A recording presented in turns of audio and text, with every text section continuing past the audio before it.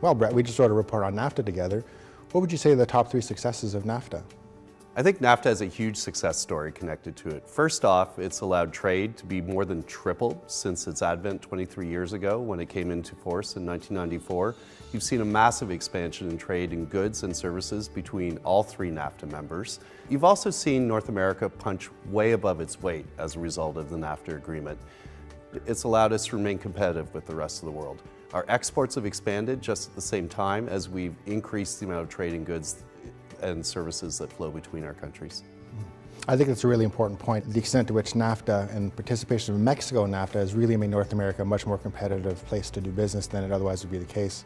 Who do you think has benefited the most out of NAFTA? You know, there's this conversation going on, the Americans in particular starting to talk about how NAFTA has benefited Mexico more than anybody else. What do you think about that? I mean, the great thing about NAFTA is that it's produced benefits for all 3 countries and in different ways. But some studies have quantified the amount of extra income that has come from the generated trade that NAFTA has produced. And it implies that there have been substantial improvements in income that have come from NAFTA in all 3 countries. I think your second point is really important, and we tend to underestimate the importance of Mexico as a market for both Canadian and U.S. exports.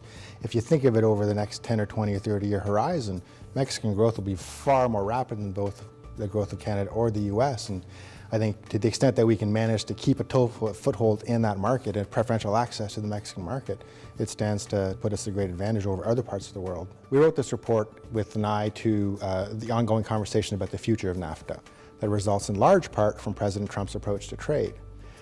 Based on what we've already discussed, there are clearly benefits to all 3 member countries of NAFTA. What do you think are the prospects for renewing the agreement going forward? Well, the great thing is that there are ways to renew the NAFTA agreement that truly do produce gains for all 3 member countries.